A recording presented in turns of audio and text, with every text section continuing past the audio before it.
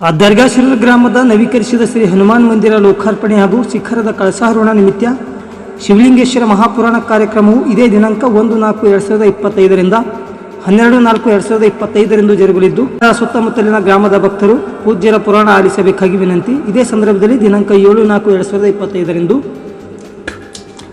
ಪುರಾಣ ಕಾರ್ಯಕ್ರಮದಲ್ಲಿ ಪಟ್ಟಾಧಿಕಾರ ಮಹೋತ್ಸವದಲ್ಲಿ ದಾಸೋಹ ಸೇವೆ ಸಲ್ಲಿಸಿದ ದರ್ಗಾಶಿರೂರು ಗ್ರಾಮದ ಶಿವಲಿಂಗಪ್ಪ ಎಸ್ ಪೊಲೀಸ್ ಪಾಟೀಲ್ ನವ ಕರ್ನಾಟಕ ರೈತ ಸಂಘ ಜಿಲ್ಲಾ ಉಪಾಧ್ಯಕ್ಷರು ನೆರವೇರಿಸಿಕೊಟ್ಟರು.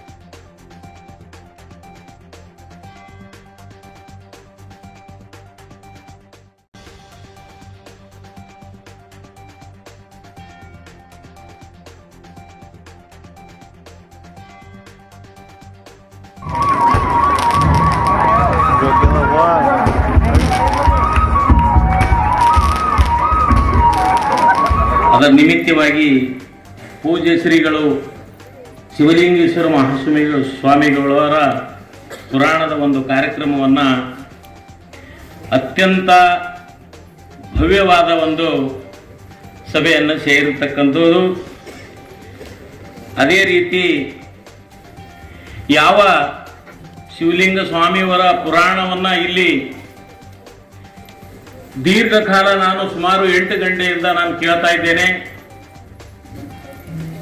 ಸ್ವಾಮೀಜಿಯವರ ಆಗಮನದ ಕಾಯ್ತಕ್ಕಂಥ ಯಾರಾದರೂ ಇದ್ರೆ ಈ ದರ್ಗಾಶಿರದ ಶಿಷ್ಯವೊಂದರದು ಅಂತಕ್ಕಂಥ ಹೇಳ್ಬೋದು.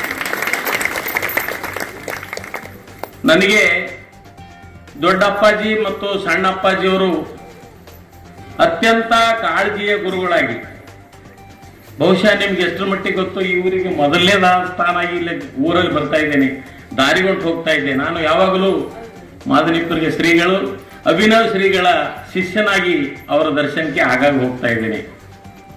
ಇವತ್ತಿನ ದಿವಸ ಅಭಿನವ ಶ್ರೀಗಳ ಪಾದಕ್ಕೆ ನನ್ನ ಹಣಿಯನ್ನು ಮುಡಿಪಿಟ್ಟು, ಯಾವ ದರ್ಗಾಶಿರದ ಆರಾಧ್ಯ ದೈವ ಹನುಮಾನ ಮಂದಿರ ಪಾದಕ್ಕೆ ನನ್ನ ಹಣೆಯನ್ನು ಮುಡಿಪಿಟ್ಟು, ಈಗ ತಾನೇ ಅತ್ಯಂತ ಪ್ರಮುಖವಾದ ಶಬ್ದಗಳನ್ನು ಆಚರಿಸಿ ಯಾವ ಶಿವಲಿಂಗೇಶ್ವರ ಸ್ವಾಮಿಗಳ ಪುರಾಣವನ್ನ ತುಂಬ ಬಾಯದಿಂದ ತಮಗೆ ಆ ಶಬ್ದಗಳನ್ನು ಮುತ್ತಿನ ಹಾರದಂತೆ ನುಡಿತಕ್ಕಂಥ ಶಬ್ದಗಳನ್ನು ತಾವೇನು ಕೇಳಿದಿರಿ. ಅವರು ಯಾರಪ್ಪ ಅಂದ್ರೆ ಪದ್ಮಭೂಷಣ ಡಾಕ್ಟರ್ ಪಂಡಿತ ಪುಟ್ಟರಾಜ ಗವಾಯಿಗಳು.